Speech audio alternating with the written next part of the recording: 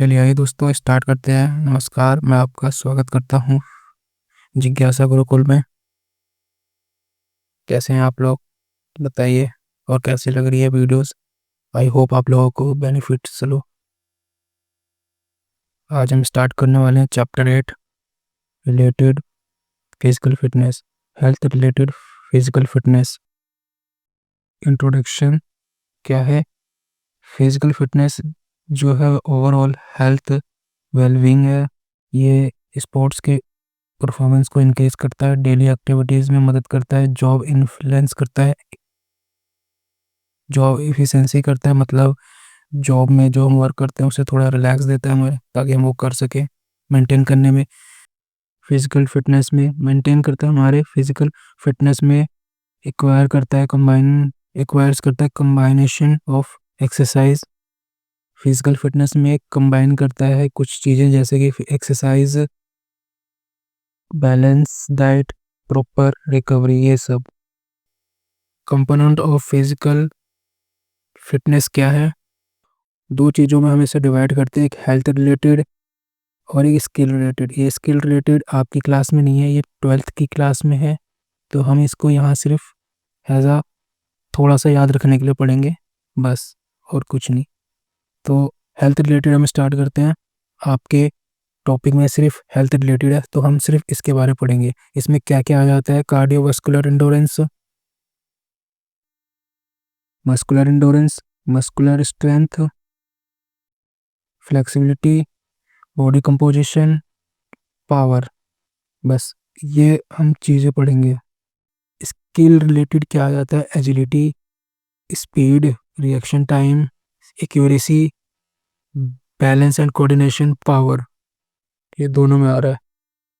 तो स्टार्ट करते हैं। Components of health related physical fitness. First क्या है? Muscular strength. इसकी डेफिनेशन क्या है? The ability of muscles to exert force against resistance. मतलब किसी भी ऑब्जेक्ट को से जो भी मसल्स में कॉन्ट्रैक्ट हो रहा है, मसल्स में जान आ रही है वो, या हम उस चीज़ को फोर्स थ्रू उठा पा रहे हैं, वो मस्कुलर स्ट्रेंथ कहलाएगी। जैसे कि 3 टाइप्स में बांटी गई है। मैक्सिमम स्ट्रेंथ वो कहलाता है जो लिफ्ट करता है हैवी वेट, जिसमें हम वन टाइम और मैक्सिमम वेट उठा सकते हैं, उसे मैक्सिमम स्ट्रेंथ कहते हैं। जैसे कि ये डेड लिफ्ट मारता है, और ये लास्ट कितना मार सकता है वो एक डिफाइन होगा, उसे कहलाया जाएगा मैक्सिमम स्ट्रेंथ। एक्सप्लोसिव स्ट्रेंथ वो कहलाता है जिसमें स्पीड प्लस स्ट्रेंथ दोनों जुड़े हुए होते हैं। जैसे कि स्प्रिंट में स्पीड भी है और स्ट्रेंथ भी लग रही है, और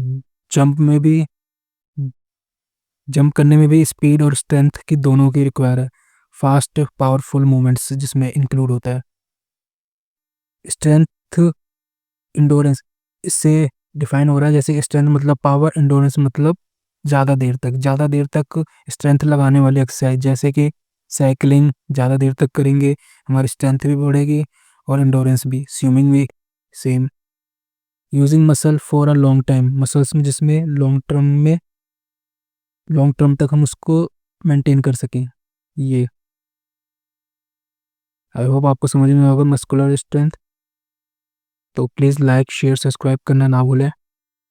हेल्थ रिलेटेड फैक्टर में आ जाता है इंडोरेंस। इंडोरेंस क्या है? इंडोरेंस वो होता है जो किसी भी कार्य को हम लॉन्ग टर्म करते हैं बिना थके हुए, वो इंडोरेंस कहलाता है। The ability to sustain physical activity for a long term. It is influenced by muscles fibre aerobic anaerobic capacity. जो हमारे मसल्स फाइबर्स हैं हमारे बॉडी के, वो एरोबिक अनएरोबिक कैपेसिटी में, और साइकोलॉजिकली फैक्टर्स मतलब इंटरनली जो ऑर्गन्स है उनके उनसे बने हुए उनको डेवलप करते हैं इंडोरेंस में, ताकि वो ज़्यादा देर तक कार्य कर सके। ये 3 कैटेगरी में इसको भी डिवाइड किया गया है। First one basic endurance. Basic endurance जो जनरल लॉन्ग ड्यूरेशन एबिलिटी, मतलब जो हर कोई कार्य कर सकता है, कोई सा भी घरेलू काम या चलना वॉक करना, ये सब जनरल इंडोरेंस वो कहलाता है जो कोई भी गेम में, मतलब दो गेम होता है, जैसे कि एक मान लीजिए बैडमिंटन है और एक क्रिकेट है, दोनों में वार्म अप में जो जो रनिंग करते हैं वो आ जाता है जनरल इंडोरेंस में। Ability to maintain different movements patterns. और स्पेसिफिक इंडोरेंस में जो आ जाता है स्पेसिफिक, मतलब जैसे कि बैडमिंटन में जो वो जो उसमें शटल शटल जो हम को खेलते हैं वो वाला इंडोरेंस, और क्रिकेट में दौड़ने वाला इंडोरेंस, ये दोनों अलग अलग। और देखिए इसमें दे रखा है example marathon race. Marathon race की ये स्पेसिफिक इंडोरेंस में इनमें 5 किलोमीटर दौड़ना होगा, 20 किलोमीटर दौड़ना होगा, इनका अलग कैपेसिटी होगी। और जनरल वालों के 2 किलोमीटर की इंडोरेंस होगा, इसका स्पेसिफिक इंडोरेंस ये हो जाता है डिफाइंड। अब आ जाते हैं फ्लेक्सिबिलिटी। फ्लेक्सिबिलिटी क्या है? The ability of joint to move through their full range of motion, वो कहलाता है फ्लेक्सिबिलिटी। इसको भी 4 कैटेगरी में डिवाइड किया गया है, क्लासिफिकेशन की गई है। पैसिव फ्लेक्सिबिलिटी, जो एक्सटर्नल हेल्प के थ्रू किया जाता है, मतलब मैं अपने पैरों पंजों को छू रहा हूँ और पीछे से कोई पुश कर रहा है, तो पैसिव फ्लेक्सिबिलिटीज में आ जाएगा। और एक्टिव फ्लेक्सिबिलिटीज वो कहलाएगा जो विदाउट एक्सटर्नल हेल्प के थ्रू, मतलब बाहर से कोई फोर्स नहीं कर रहा, अब मैं अपने इंडिविजुअली ही मैं अपने पैरों को छू रहा हूँ, तो ये एक्टिव फ्लेक्सिबिलिटीज में आ जाएगा। स्टैटिक मतलब एक जगह खड़े होके। डायनेमिक मतलब मूवमेंट के थ्रू हम फ्लेक्सिबिलिटी कर रहे हैं। बॉडी कॉम्पोजिशन वो आ जाता है, एक रेशो होता है fat weight to lean body mass, मतलब फैट और लीन बॉडी मास का एक कंपोजिशन होता है जो मेजर करता है थ्रू अंडर वाटर वेट और इनडायरेक्टली स्किन फोल्डर कैपुलर। मतलब एक स्किन को मतलब ये मेजरमेंट टूल होता है।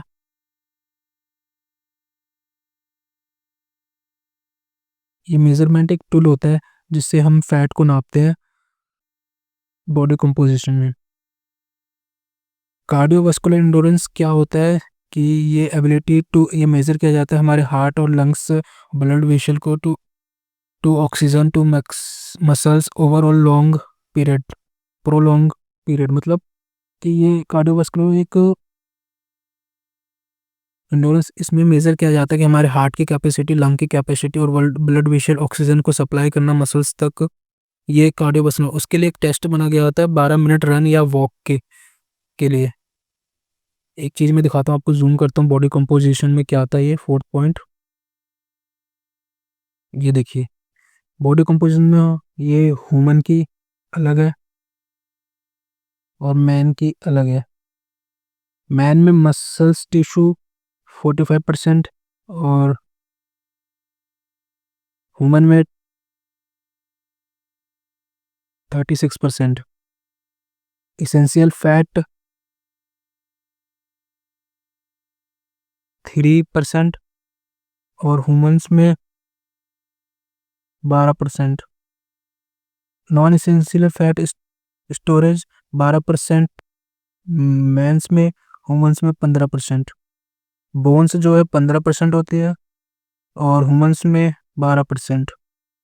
अनदर ऑर्गन्स जो होते हैं जैसे कि ब्रेन हो गया, ये इंटरनल ऑर्गन्स हो गए, ये वाले 25% मेंस में, 25% ह्यूमंस में। ठीक, ये बॉडी कंपोजिशन से। और एक कार्डियोवास्कुलर जो हमने पे पढ़ा इंडोरेंस, वो आया हुआ है देखो। एरोबिक और एनारोबिक एक्सरसाइज करने से जो हमारे हार्ट या लंग्स की जो कैपेसिटीज इंक्रीज होती है उसमें।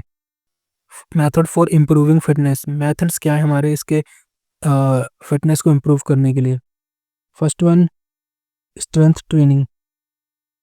ये स्ट्रेंथ ट्रेनिंग कैसे करते हैं? First one, using body weight. अपना ही बॉडी वेट से स्ट्रेंथ डेवलप किया जाता है। कैसे? पुशअप करके, रोपिंग क्लाइंबिंग करके, पुलअप्स करके, ये सब। एक्सटर्नल वेट से कैसे मसल स्ट्रेंथ ट्रेनिंग कर सकते हैं? वेट ट्रेनिंग, रेसिस्टेंस एक्सरसाइज करके। ये रहा बच्चा पुशअप करता हुआ, और ये वेट ट्रेनिंग करते हुए।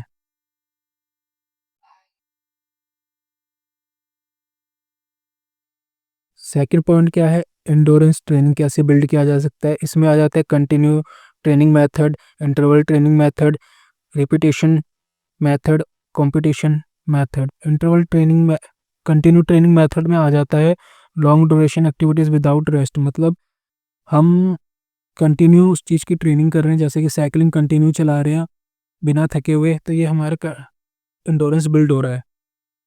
इंटरवल में भी हम थोड़ा बहुत एक्सरसाइज करते हैं, इंटरवल मेथड में तो कहीं उसमें थोड़ा बहुत एक्सरसाइज करते हैं और उसमें शॉर्ट ब्रेक लेते हैं इंटरवल मेथड। और रिपीटेशन में तो बार बार उस चीज़ को हाई इंटेंसिटी से एक्सरसाइज करते हैं विथ फुल रिकवरी के साथ।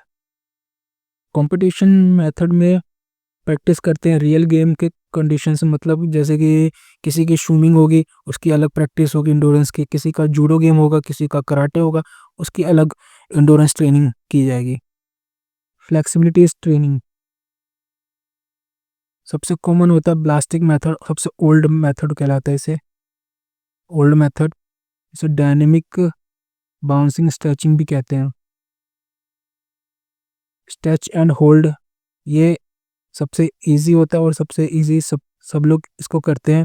Hold and stretch for several second, मतलब कुछ सेकंड के लिए। जैसे ये बच्चे को देखो, इसने पंजे को पकड़ रखा है, कम से कम ये 10 सेकंड से 20 सेकंड तक ये रोक के रखेगा, स्ट्रेच करके रखेगा, जहाँ तक इसकी कैपेसिटी होगी वो उतने नीचे तक ले जाएगा। एक और है तो पोस्ट आइसोमेट्रिक एक्सरसाइज, ये कॉन्ट्रैक्ट करता है हमारे मसल्स को पहले स्ट्रेचिंग करने से पहले। Why is fitness important, fitness क्यों इम्पोर्टेंट है, ये हमारे हार्ट डिसीज़ को रिड्यूस करता है, डायबिटीज़ को रिड्यूस करता है, डिप्रेशंस, जो हमारे डिप्रेशन आता है उसको भी रिड्यूस करता है। ये हेल्प करता है हमारे स्पोर्ट्स एंड डेली एक्टिविटीज़ में। The body and mind strong करता है, हमारी बॉडी और माइंड को स्ट्रॉन्ग करता है। ये हार्ट डिजीज़ कैसे हो सकता है, ये देखिए, जब इसमें से ब्लड फ्लो हो रहा होता है, ये देखिए सेल्स हमारे ब्लड के थ्रू जा रहे होते हैं। फिर जब आप कोई ऑयली चीज़ या कुछ ऐसी फैट वोट खाना स्टार्ट करते हैं तो धीरे धीरे ऑयल यहाँ पे जमने लगता है, ये फिर ये ब्लॉकिंग आना स्टार्ट हो जाता है यहाँ से, ब्लड सेल्स या ब्लड सेल पास नहीं हो पाता तो हार्ट अटैक आने के चांसेस ज़्यादा हो जाते हैं। ये कंक्लूजन क्या निकलता है ओवरऑल, कि ये कोई इसेंशियल नहीं है कि वो एथलीट्स ही इस चीज़ की प्रैक्टिस करे, मतलब फिजिकल फिटनेस में एथलीट ही करे, सबको करना होता है। और रेगुलर एक्सरसाइज करना, इंडोरेंस ट्रेनिंग करना, फ्लेक्सिबिलिटीज करना, वर्कआउट करना, स्ट्रेंथ इम्प्रूवमेंट करना, techniques travel, overall health reduce करता है, हमारे डिसीज़ को इम्प्रूव करता है, मेंटल वेलबींग को। बेसिकली ये सबको करना चाहिए, कम से कम अपने दिन के डेली टास्क में से कम 30 मिनट हमारे बॉडी को ज़रूर देना चाहिए। रेगुलर एक्सरसाइज करो, गुड न्यूट्रिशन लो, प्रॉपर रेस्ट करो, ताकि ये बॉडी हमारी फिट रह सके और हम हेल्थी रह सके, keep moving, stay active, stay health रह सके। ठीक, आई होप इतना समझ में आ गया आपको। और ये हम पहुंच चुके हैं थैंको पे। थैंक यू, यहाँ तक आपने मेरी वीडियो देखा। प्लीज़ लाइक करें, शेयर करें, सब्सक्राइब करें और कमेंट करना ना भूलें कैसी लगी आपको वीडियो। Okay, bye bye.